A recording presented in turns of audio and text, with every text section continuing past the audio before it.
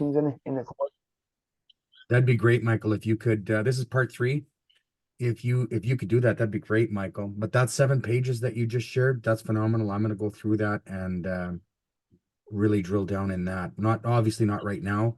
What I'll do, Scott, I'll if I flag anything like that, I'll mention it where it's mentioned in our text, and I'll post it on the group. So when you look at a fee, a person invested with a fief. When you look at fief, the fief itself is a feud.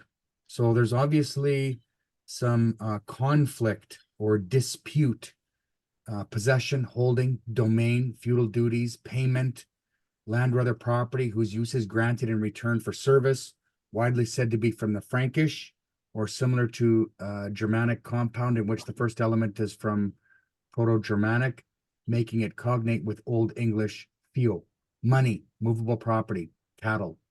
Second element perhaps is similar to Old English. I know I looked up a word called fiefdom. Now I believe I found that in an actual Black's Law dictionary. When I looked here, it shows fief and then dominion, which is your statute of judgment, meaning master, dominion, fiefdom. But I was sure that was in this Black's Law under fiefdom.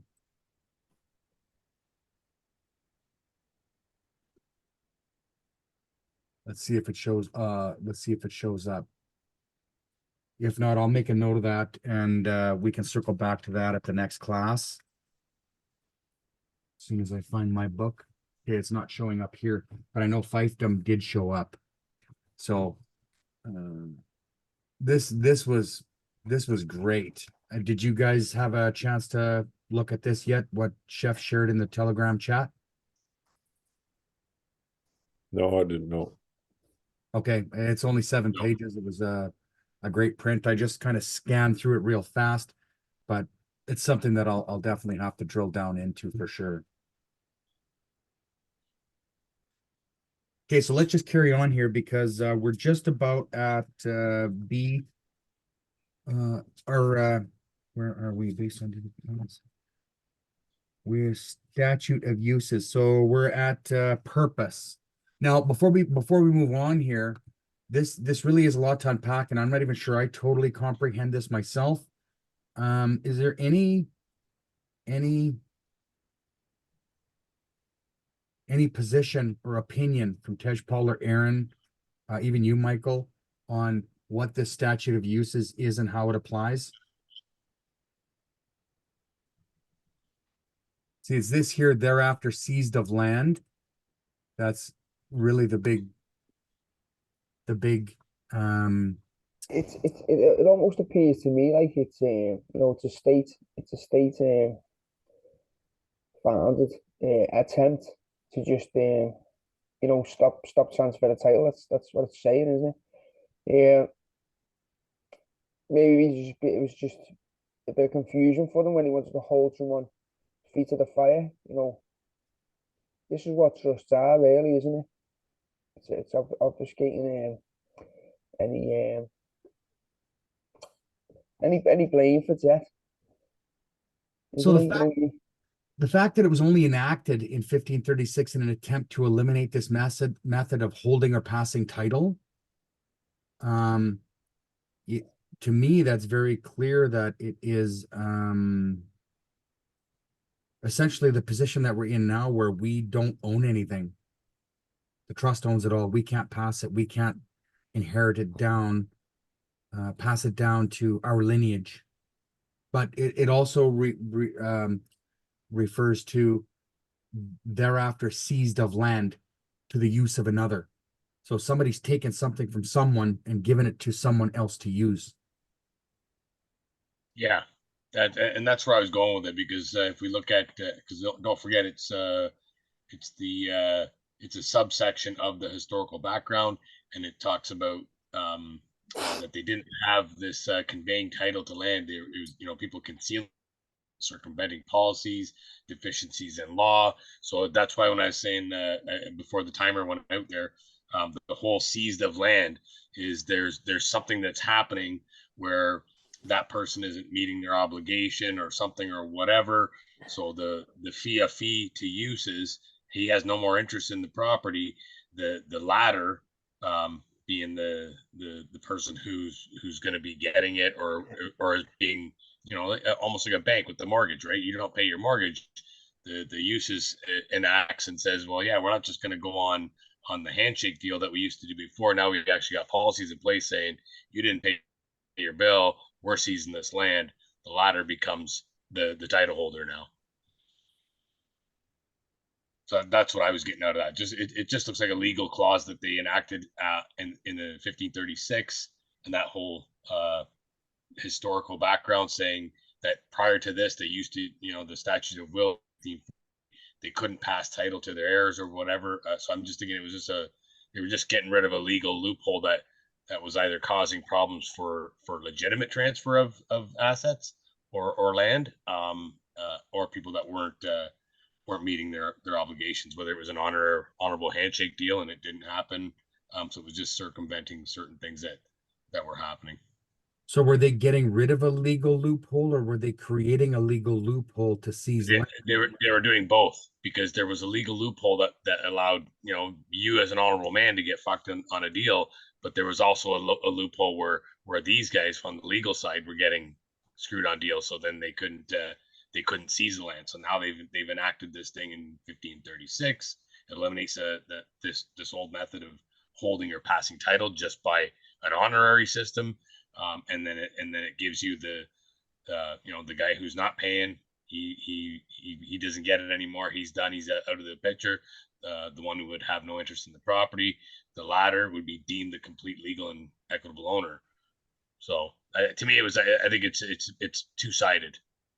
So converting the beneficiary's interests into legal or fictional interests by operation of law and eliminating the interest of the initial grantee of the legal title. That's where I have an objection to what happened. So Okay. my objection would be that if grantor A was granting to beneficiary A, that was a father to son transaction or whatever it may have been, handing down land or handing down other property, just by will. What happened here is they took who had the equitable title at the first point was the settler and was the beneficiary. They had equitable title. Now what they've done by intervening and creating another party, they've automatically converted that beneficiary's equitable title into a legal title. So to me, the elephant in the room here now just became the trustee. Yep. Because the trustee seems to be that third party that really shouldn't be there. Yep. Yep. Yeah, I can agree with that too. And it seems it's arising as a result of a dispute or a feudal title. So yeah, I mean, in what we see in today's world, we're all acting as trustees, and we don't really know that we are. Where did the agreement happen? When did that conversion happen? So I mean, this really, everything that I'm reading in here, I know I read it twice, and we've read it 3 times now, but there is quite a bit in there, and I think that in this year at this time, we're not too far off from the SETI KV Trust Act. We're maybe 100 years off or 130 years removed. Yep. But this is probably when all the usurpation happened and started. Yep. Yeah, but again, we have to keep in mind that Edward C. Hallback was a law scholar out of Berkeley, California. So a lot of what he writes is definitely going to be legal. And this is just going to help us recognize how natural rights were usurped or overlooked from that legal loophole. Like Tejpal was saying, it was created to seize the property where you can't hand it down or sell it or do anything with it, because they converted your interest from a beneficial interest to a legal interest, and now legal takes over and they can do whatever they want with it because we're not in that world.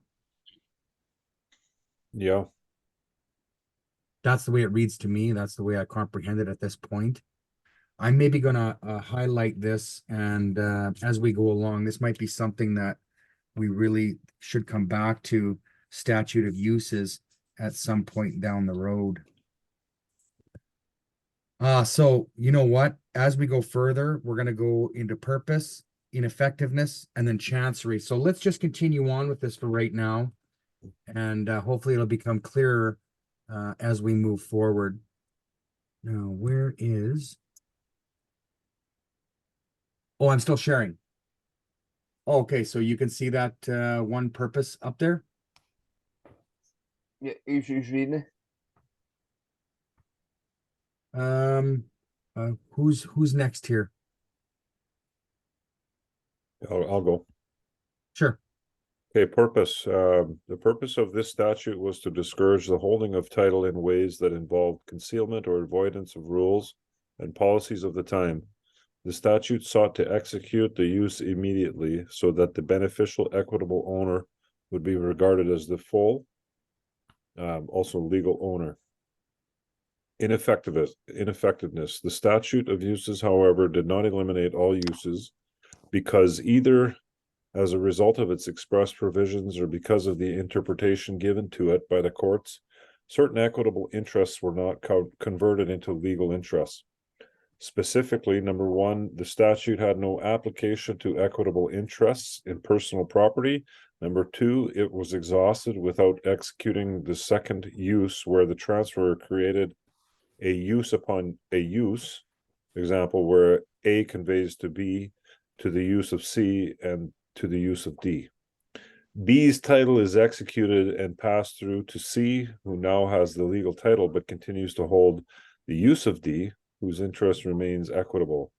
And number three, the statute was held to have no application to active uses in which the feoffee had affirmative duties of administration involving the operation or management of the land for the benefit of the sedicay use.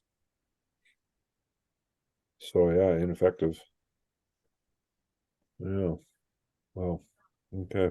So that's the ineffectiveness of the statute of uses. So the purpose was to discourage the holding of title that involved concealment or avoidance of rules and policies of the time. The statute sought to execute, which means to kill, the use immediately, so that the beneficial equitable owner would be regarded as the full, also legal owner. And of course, we know that we're not the legal owner of that title. And that ties right back into thou shalt not accept, let me pray you, I accept no man's person nor give flattering title unto man. And I think it comes right back to that title. We don't want titles. We don't want no titles. The only thing we want is interest in it. Let someone else have that title. And as far as the ineffectiveness, the statute had no application to equitable interest in personal property, but the person can't own, hold, or inherit property. A person can't. A person has no rights. When you really drill down, we know that. But this whole, okay, so I don't know, do we need to unpack this where A conveys to B? So where Michael conveys to Tej Paul for to the use of Aaron to the use of Scott. So Tej Paul's title is executed, right? And passed through to Aaron, who now has the legal title, but continues to hold to the use of Scott, whose interest remains equitable. Oh, that doesn't make sense either. That's a real conundrum. Yeah, so that was part of the ineffectiveness of the statute. I think that's what it's getting at, of saying that it was saying too much stuff that was the ball was changing too many sets of hands. So it was ineffective because it got confusing. Okay, so let's continue on to 3. And I'll just get you to continue with 3. Chancery, those combinations of unexecuted legal interests and beneficial equitable interests that were not converted into legal interests received recognition and enforcement by the courts of chancery. These relationships evolved into the modern trust device, and the principles of recognition and enforcement fashioned in Chancery came to form the basis for the law of trusts. Okay, so that totally resonates. Well, I think that's a little bit more of what we see in modern day equity, right? Because we're still seeing what has come of the Chancery courts. Yep. But I think the chancery courts are so hidden that we don't even have access to them because legal has completely taken over our courthouses. Absolutely, 100%. I'm with you on that. That's the Chancery courts. I mean, is kind of a novel idea for most people, but I think that's really where the kings are, is in the Chancery courts, right? That And is that's why there's only 3 or 4 kings in the world that are recognized. right. And are they really truly recognized? There's really only one king that's recognized, right? Right now. And I don't want to go into tinfoil hat stuff, but I think technically there's only one real, true, ratified king of the land right now.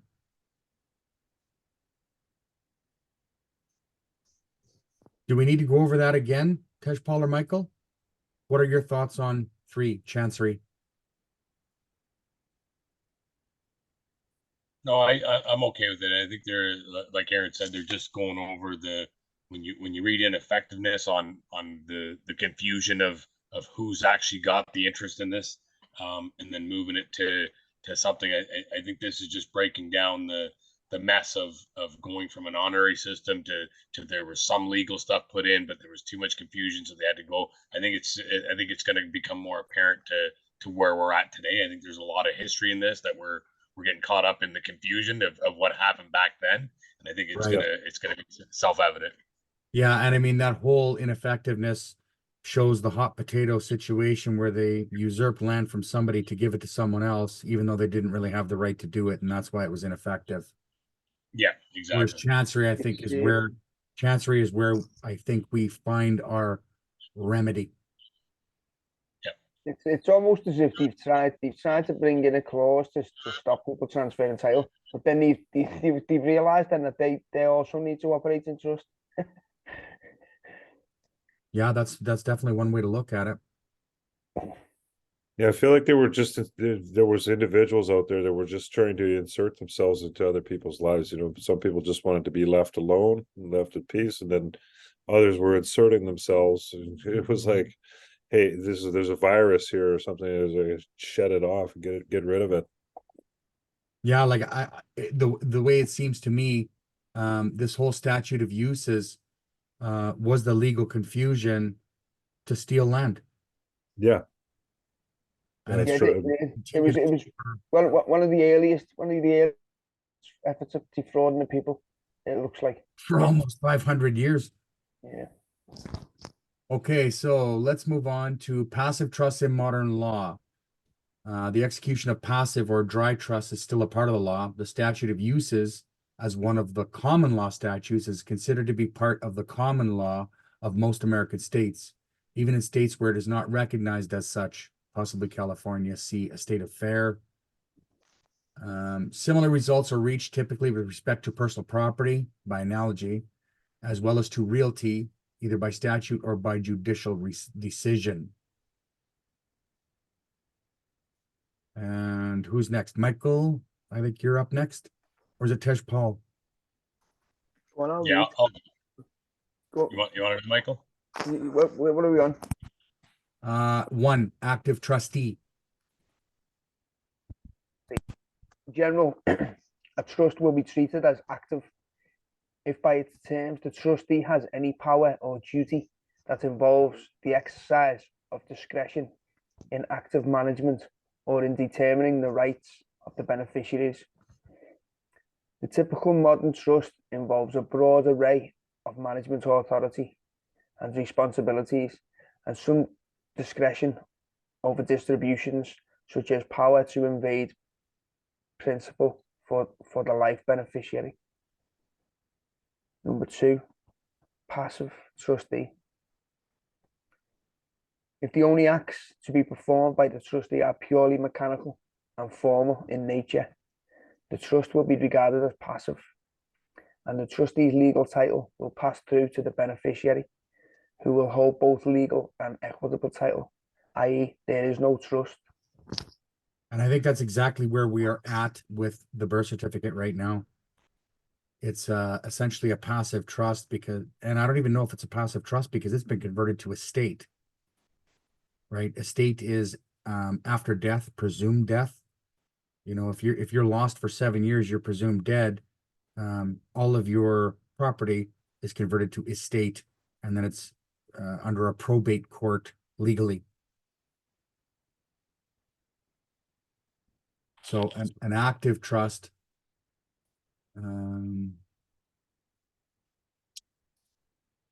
well, an active trustee is one who exercises the discretion in active management or in determining the rights of the beneficiaries. So the active trustee right now is determining the rights of the beneficiaries, although they don't see a beneficiary. Whereas in a passive trust, a passive trustee, yeah, the legal title passes through to the beneficiary. So it's not just equitable, it's legal and equitable. There is no trust. That's exactly where we're at today.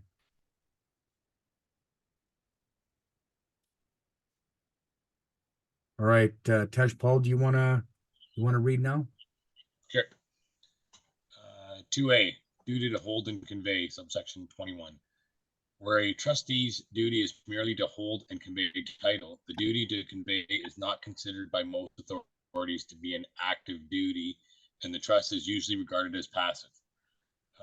A trustee may have active duties with respect to the life interest, but not with respect to the remainder, so that the statute of uses or counterpart doctrine may operate on the remainder alone, either initially or at the end of the life interest.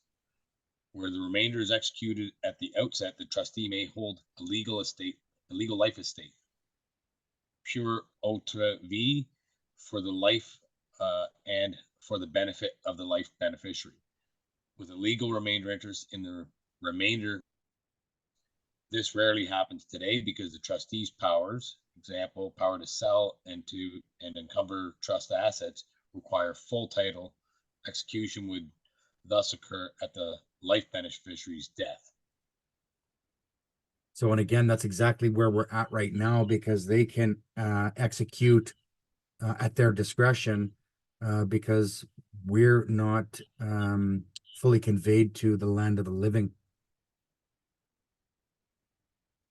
Right? Yeah, correct.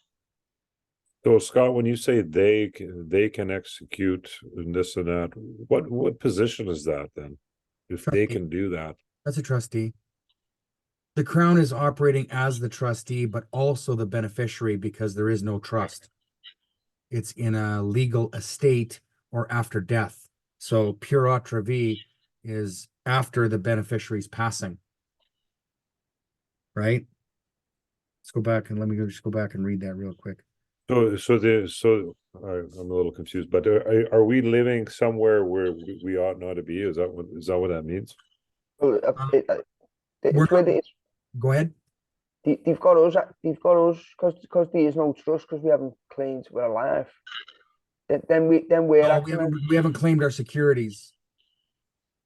well, that's when you put They your can't say we're not alive. If you walk into a court and say, I'm a living man, I'm the living woman, they're going to lock you up. I mean, everybody's alive. They know that.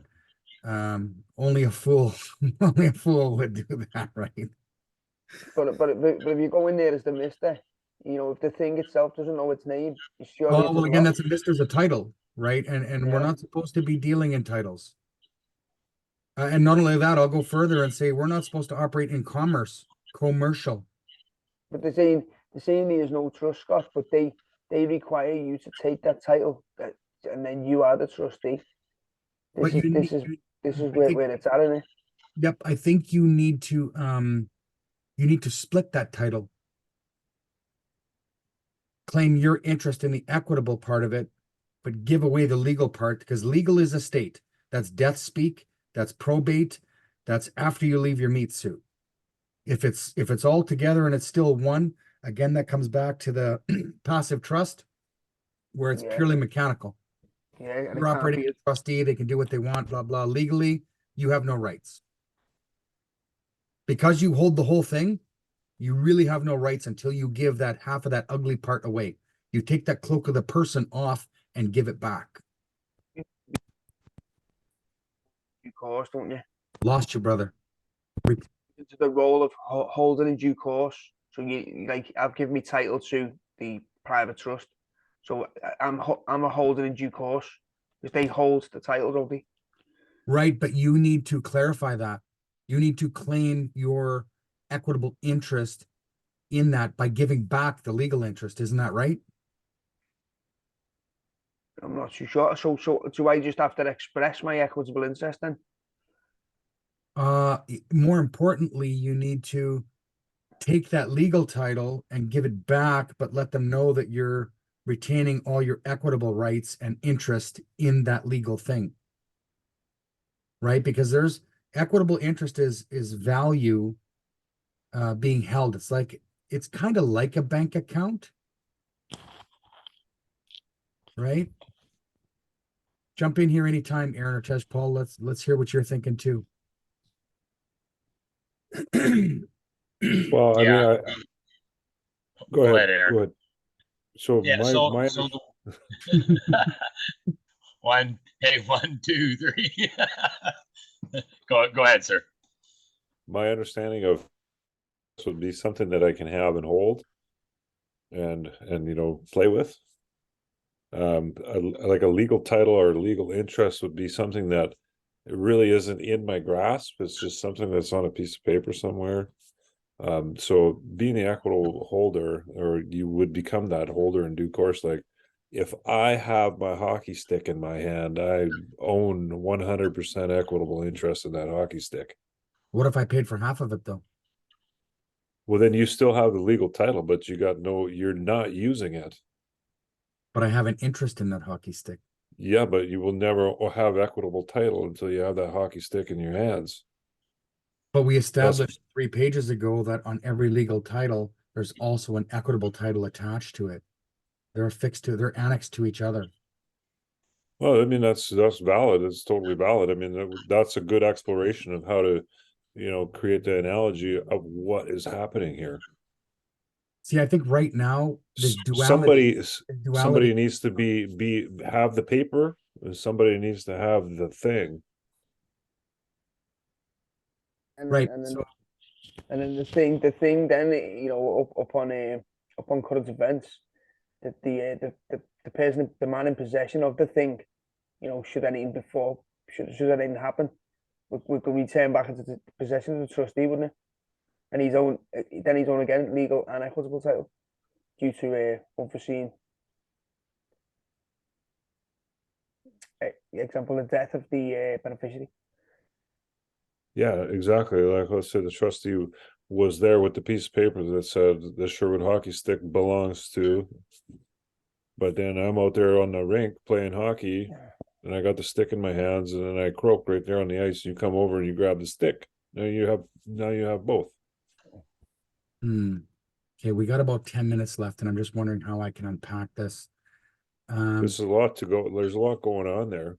Yep, there absolutely is. Again, I think that's where it comes back to. You need to split the title because there's an equitable title and a legal title. When they're both together, that's a trustee. That's a passive trustee because you have both pieces.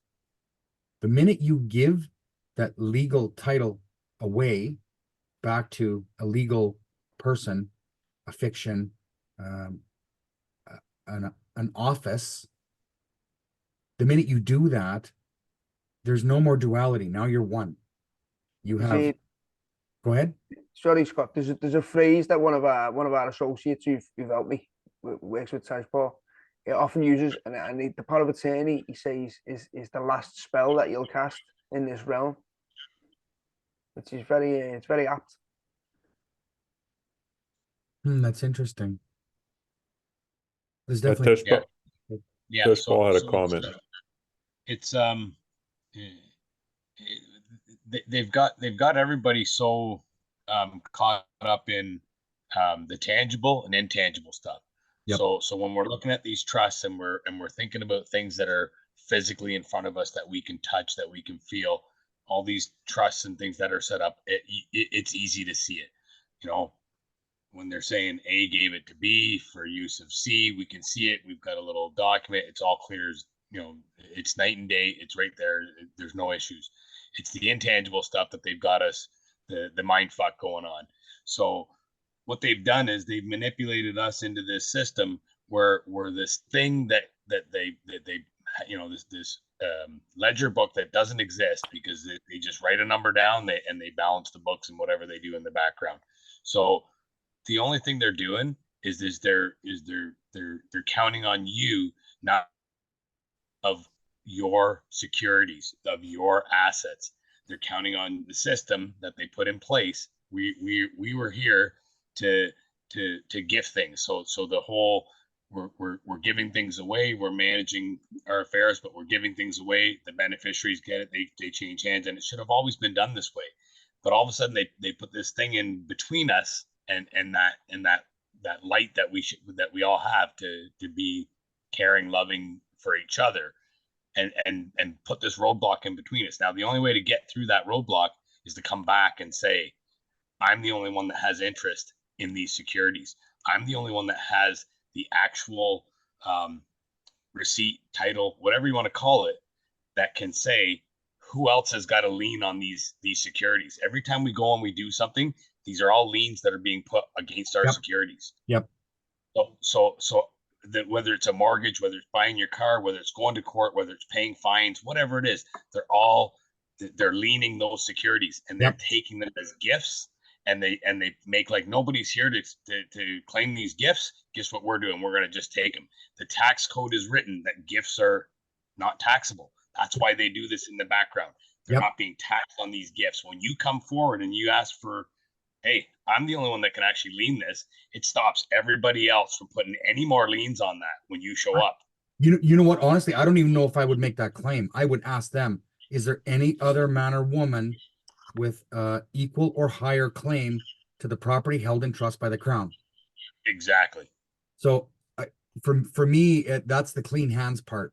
I'm not going to say I'm this or I'm that. Or no, that's what I'm saying. But that's the claim, to come forward and say, I hold this. Is there anyone else who has a higher interest in this? Is there anyone else that can lien this? Nobody else can do it. It's only you, and it's your acceptance. That's because it's a divine unalienable right. That's right. Unalienable right means Well, you only can't sell it. No, and that's what I'm saying. I'm the only one that has right to this. Who else? It's unalienable. Who else can come in? Nobody can. Yeah. But we gift it. We voluntarily give our rights away. We voluntarily consent to all this stuff. That's exactly what's happening in the background here. Setting up these trusts, setting up our private trusts, is us coming forward and saying, that stuff's not to be gifted anymore. I'm here, and whatever needs to happen on the legal side of it, that's where that relationship. So that's where legal and equitable now meet. That's that we've came forward, and legal and equitable can work together now. Okay, so you did make one comment about there's a set of books there and it doesn't exist. And I'm going to disagree with you there, because there's two sets of books. There's always been two sets of books, and that's how. No. I meant the numbers. Yeah, it doesn't mean the numbers don't exist until they create them. They're only creating them because we're gifting it. We're constantly gifting it. So when we say we need that $100,000 mortgage, they put it on their books as a credit. They give it to us as a debt. So that's what I'm saying. That book doesn't really exist until we show up and we do something.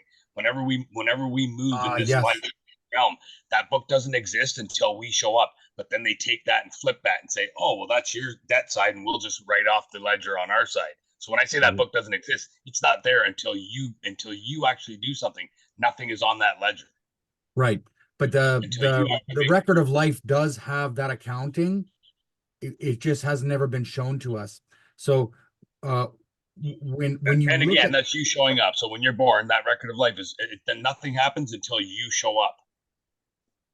Right. When you were born, you showed up, and they created this thing that I'm talking about, this fake entry book, whatever you want to call it. So whether it's when you were born, on the legal side, see, that's right. Fraud vitiates everything. I'm not going to say that somebody committed fraud on me, but I'm not opposed to going and saying, hey, I made a huge mistake and I potentially committed fraud on the trust held by the crown. Because I lacked the knowledge and wherewithal, I was unable to provide consent or act as surety, being deemed a minor. I'm automatically disqualified to act as trustee or surety. Right. So yeah, we do have to be a little bit careful there, but at the same time, both records still exist on the debtor side Oh, and the creditor side.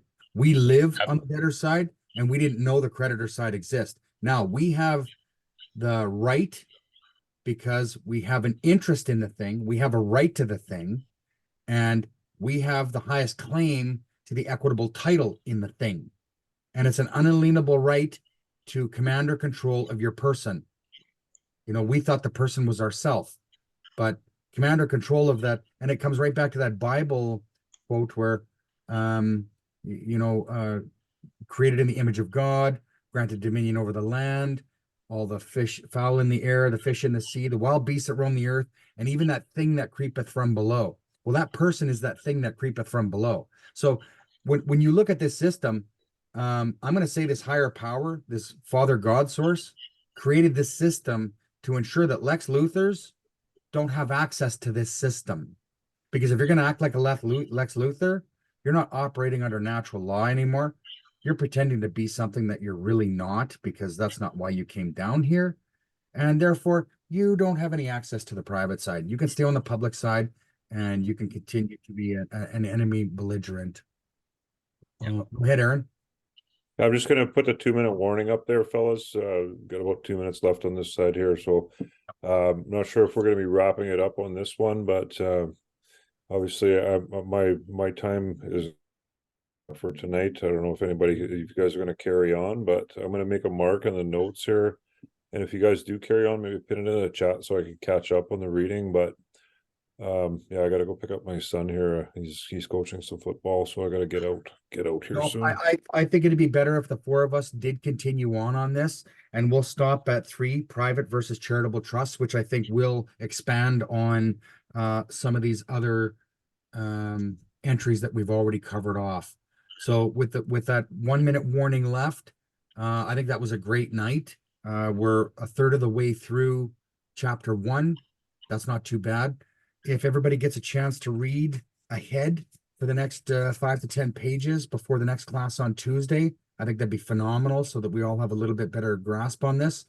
I also want to note that I will go through and release a whole bunch of words that we need to do definitions on. And I think it'd be okay for us to do our definitions in a video format. Just make sure that when you post it in the SHUC chat, that you tag hashtag definition, hashtag word. Yeah. So Perfect. Yeah, I'm gonna work on some of that this weekend. anybody got anything else before we totally run out of time here? Thank you No, so I think much, you it's a guys. great start. Namaste. God bless, brothers. Yeah, God bless. See you soon. Love and light. Yes. It's great.